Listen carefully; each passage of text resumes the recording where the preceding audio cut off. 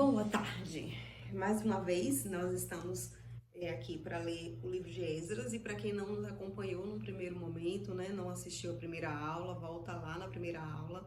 Nós estamos fazendo um estudo do livro de Esdras para entender as estratégias que o Senhor usou para a reconstrução do templo, naquela época em que o povo estava preso, escravo na Babilônia, e o Senhor encerrou o prazo de cativeiro, e o Senhor levantou o rei Dário para trazer de volta esse povo, para liberar esse povo, para reconstruir a cidade santa, né, o templo em Jerusalém.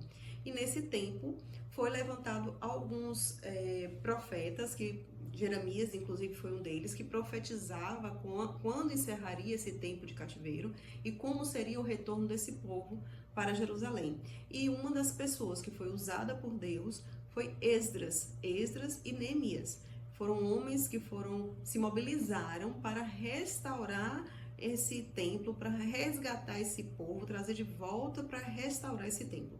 E esse processo, nós atribuímos isso hoje no nosso dia a dia a várias realidades espirituais. E hoje, nos nossos estudos, nós estamos trazendo essa realidade espiritual, essa realidade histórica de Esdras, para a nossa realidade espiritual, no que se refere à restauração do casamento.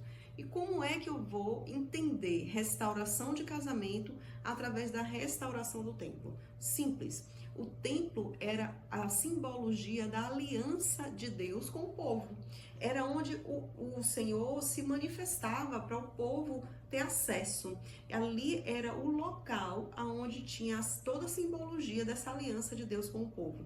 E a aliança de Deus com o povo está intimamente ligada à aliança de homem e mulher do casamento. Porque assim como Cristo e a igreja é marido e mulher, esposo e esposa. Toda a realidade de Cristo com a igreja foi simbolizada como casamentos, como a união da noiva, esperando o noivo que está vindo resgatá-lo. Então, quando a gente faz essa introdução, é para que vocês entendam que tudo que está escrito em Esdras e Neemias tem muito significado, muita simbologia, muitas interpretações, muita revelação para você trazer para o seu casamento e usar como estratégia para resgatar o seu casamento. Então vamos lá, a gente já leu o capítulo 1 e 2, vamos começar agora com o capítulo 3 e 4. E se prepara, porque tem muita revelação nesses dois capítulos, tá? Eu levei pelo menos aí uns 15 dias só debruçada nesses dois capítulos. O capítulo 3 fala assim: a reconstrução do altar. Quando chegou o 7º mês e os israelitas já estavam em suas cidades, o povo se reuniu como um só homem em Jerusalém. Então, Jesua, filha de Josadaque, e seus colegas, os sacerdotes, e Zorobabel, filho de Sealtiel, e seus companheiros começaram a construir o altar de Deus de Israel, para nele sacrificarem holocaustos, conforme o que está escrito na lei de Moisés, homem de Deus.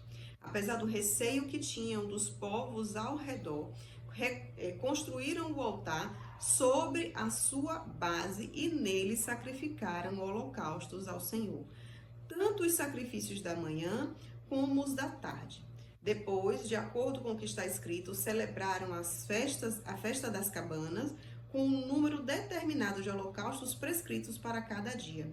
A seguir, apresentaram os holocaustos regulares, os sacrifícios da lua nova e os sacrifícios requeridos para todas as festas sagradas determinadas pelo Senhor, bem como os que foram trazidos como ofertas voluntárias ao Senhor. A partir do 1º dia do 7º mês, começaram a oferecer holocaustos ao Senhor, embora ainda não tivessem sido lançados os alicerces do templo do Senhor. Não tinha sido lançado ainda os alicerces do templo do Senhor. Não se tinha feito nada ainda de construção, mas eles procuraram onde era a base do altar. E ali levantaram o altar e começaram os sacrifícios de holocaustos. Eles restauraram, em primeiro momento, o altar de sacrifícios. É ali que começa toda a reconstrução. É ali que começa a restauração da aliança com o Senhor. Por quê? Porque quando a gente gente traz isso para a nossa realidade do casamento, a gente precisa entender que a primeira coisa que nós precisamos ter consciência é que precisamos restaurar o altar dentro de casa. Restaurar o nosso sacerdócio e os nossos rituais de oração.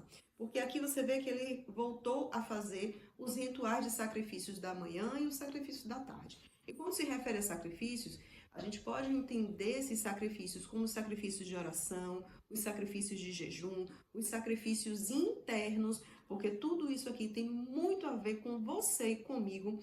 Por quê? Porque é dentro de nós que nós estabelecemos o nosso primeiro altar. E é nesse lugar onde tem o maior embate e que os sacrifícios são maiores. Porque às vezes é muito sacrificial a gente deixar de mão os nossos pensamentos, deixar de mão a nossa visão do que está vendo nas circunstâncias, de que parece que nada vai dar certo. Deixar de mão o olhar das circunstâncias, voltando para olhar a circunstância deles, inclusive, era um olhar que eles olhavam ao redor e só viam escombros, eles não viam nada que desse a eles a esperança de que ali haveria um templo novamente. Mas eles estavam reconstruindo, além das circunstâncias, reconstruindo a fé, reconstruindo a certeza de que o Senhor iria visitar aquele lugar novamente, porque era o lugar de encontro. Então, quando a gente tem essa certeza, a gente reconstrói, em primeiro lugar, o nosso altar com Deus. E quando a gente está vivendo uma crise conjugal, uma das primeiras coisas que a gente fica sem força é de orar. Nós perdemos a força de orar, nós perdemos a força de conversar com o nosso cônjuge. A gente perde a força de estabelecer rituais, rotinas de oração e rotinas também da casa. Muitas vezes começa a acontecer das pessoas, cada uma comer em um lugar, em horários diferentes, cada um segue sua rotina diferente. E os rituais, que são rituais sacerdotais, de união e de comunhão, como, por exemplo, sentar à mesa para comer junto, para compartilhar aquele momento de, não só de alimento, mas de conversa, de puxar assuntos, de saber como foi o dia, a gente deixa de fazer. Então, o primeiro ponto é restabelecer o altar de oração, o altar de sacrifícios, que antes eram sacrifícios prazerosos. Porque existem os sacrifícios que são prazerosos, de gratidão, de louvor, e existem sacrifícios que agora, pelo olhar de quem está nos escombros, é um sacrifício dolorido, é um sacrifício penoso, é difícil, é angustiante a gente deixar o nosso orgulho de lado e chamar para comer junto. É angustiante a gente deixar o nosso orgulho de lado, de quem está certo, inclusive, muitas vezes, para ir lá e puxar assunto, e puxar conversa, e ter uma nova conexão. E é nesse lugar que começa a nossa reconstrução. E em seguida fala assim, então eles deram dinheiro aos pedreiros, aos carpinteiros, e deram comida, bebida e azeite ao povo de Sidom e de Tiro, para que, pelo mar, trouxessem do Líbano para Jope toras de cedro. Isso tinha sido autorizado por Ciro, rei da Pérsia. No segundo mês do segundo ano, depois de chegarem ao templo de Deus em Jerusalém, Zorobabel, filho de Sealtiel, Jesua, filho de Josadaque, e o restante dos seus irmãos, os sacerdotes, os levitas e todos os que tinham voltado do cativeiro para Jerusalém, começaram o trabalho, designando levitas de 20 anos para cima para supervisionarem a construção do templo do Senhor. Jesua, seu filho e seus irmãos, e Cadmiel e seus filhos, descendentes de Odavias, e os filhos de Enadad, e seus filhos e seus irmãos, todos eles levitas, uniram-se para supervisionar os que trabalhavam no templo de Deus. Quando os construtores lançaram os alicerces do templo do Senhor, os sacerdotes com suas vestes e suas trombetas, e os levitas, filhos de Asaf, com símbolos, tomaram seus lugares para louvar o Senhor, conforme prescrito por Davi, rei de Israel. Com louvor e ações de graças, cantaram responsivamente ao Senhor. Ele é bom, seu amor a Israel dura para sempre. Olha só quão isso aqui é importante para a nossa realidade de hoje. No meio dos escombros, no meio da reconstrução inicial ainda, os levitas se organizaram para começarem a restituir o louvor. Então, primeiro nós restituímos o altar de sacrifícios, de holocaustos, de oração, E em seguida, sabemos, reconhecendo que o Senhor é o nosso Deus, o Deus de Israel, e nós somos a Israel do Senhor, no que se refere à adoção que nós recebemos em Cristo Jesus, eu posso começar a louvar, eu posso começar a agradecer. E esse movimento de gratidão, ele tem vários significados e várias ações no mundo espiritual. Primeiro, quem é grato, ele já está proclamando, já está profetizando uma vitória. Ele já está dizendo que ele está agradecido porque o Senhor está atuando, ainda que ele não veja aquilo, mas ele é grato pelo que ele está vendo, é grato pelo que vai acontecer. E isso já também, em segundo lugar, muda na sua mente o olhar sobre aquilo que você está vivendo. Por quê?